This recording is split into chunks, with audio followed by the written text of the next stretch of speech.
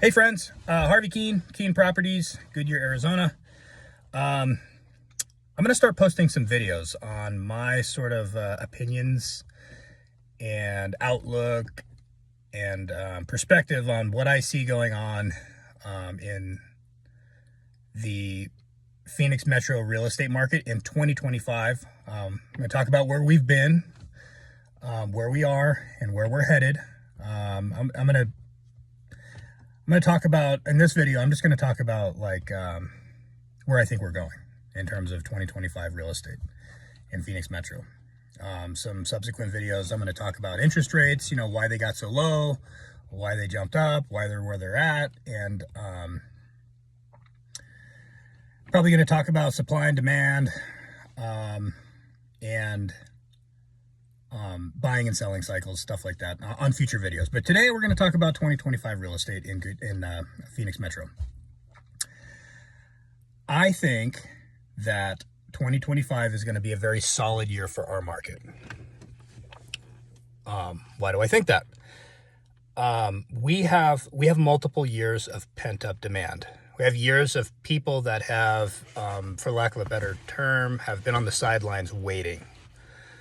So years ago, when it was still a really hot seller's market, where sellers were having no problem selling because inventory was very low, demand was very high, interest rates were a lot lower, so it made affordability easier for buyers. Low rates sort of drove an asset bubble with our real estate home prices. And a lot of sellers were waiting then to sell and buy a house. Why? Well, inventory was low. I would talk to so many people and they'd be like, I'd love to sell my house. I want to sell my house. My house no longer meets my family's needs. I took a job in Chandler. I'd like to move closer to work. I want my kids in a different school district. I don't like my neighborhood anymore, whatever reason they had. They had good reasons to sell. But they'd say, hey, sure, I could sell my house quick. I can get a good price. I can sell it for a lot of money. No problem. But where am I going to go? What am I going to buy? There's no inventory on the market. And for every single active listing that goes on the market, there's 10 offers. How can I compete with that? By the time I list my house or by the time I get an offer on my house, granted, it won't take very long, but any house that I see that pops up, it's going to be under contract and spoken for. So there was a lot of uncertainty. And uncertainty sort of causes consumers to freeze. So when we were in a solid seller's market years ago, before interest rates popped, consumers were waiting. Now interest rates, they jumped in 2022. They started jumping March of 2022, and hit a 24-year high in October of 2024. So what's that? 15 months ago.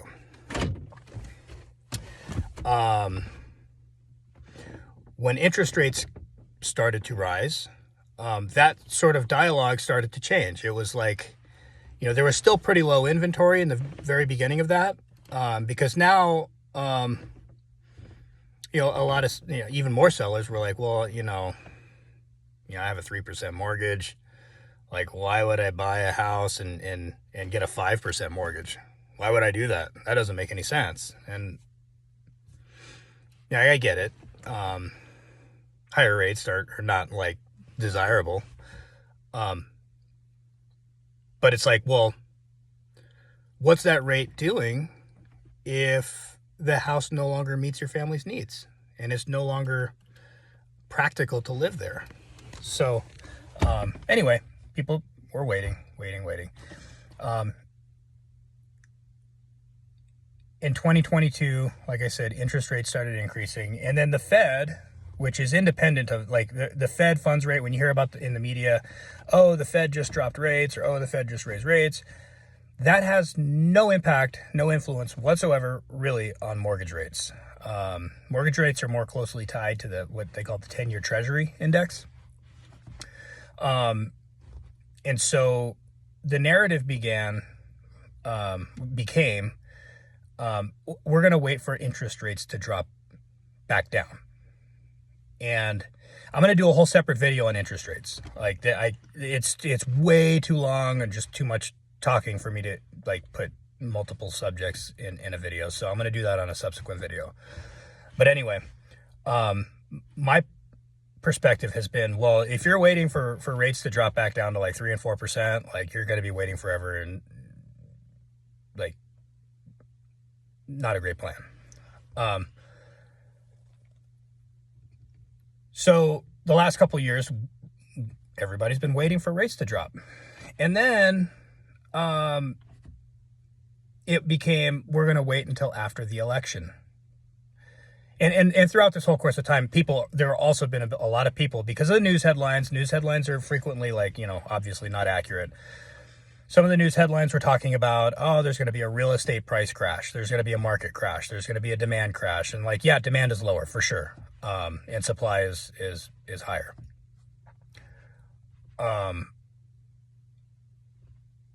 People have been waiting for the crash. Then they're waiting for the election. And then most recently, they've been waiting until after the new year. So here we are, 2025. We're in the new year. And it seems like a lot of these people that have been waiting for years, they're making plans like right now. I have a pipeline full of potential listings and buyers in first and second quarter that like I haven't had in the beginning of the year for like a while. So that's great. That gives me a lot of optimism on where we're going. And a lot of these sellers that I'm speaking with, they understand the nature of the market. They understand that like, hey, look, this is not the time to overprice your listing. This is the time to price it right. And this is the time to sort of be flexible and be a little bit adaptable with like whatever we get in terms of offers. Because, there's not an abundance of offers like there was in 2021, where we would list a house and in 48 hours we'd have 15 offers, and it was just insane. It's just like not happening anymore. So currently right now we have, I think it's around a 7-year high of actively listed homes on the market, seeking offers, seeking buyers in the Phoenix metro area, which I want to say it's around 20,000 active listings. I'd have to run the numbers and fact check that. But there's a lot of opportunity out there for buyers to get under contract, negotiate a good deal, get some concessions, maybe get a price reduction. And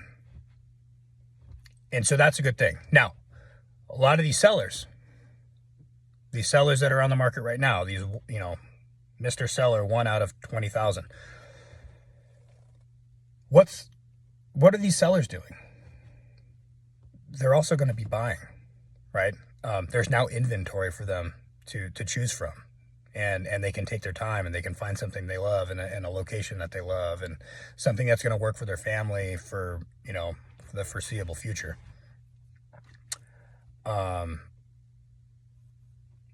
So there are options, and I think that there's a recognition now amongst consumers, like, hey, 7% interest rate today. They're 7.25, 7.24. Yeah, 7% interest rate. Yeah, that's like, it's higher than what I'd like them to be. But like,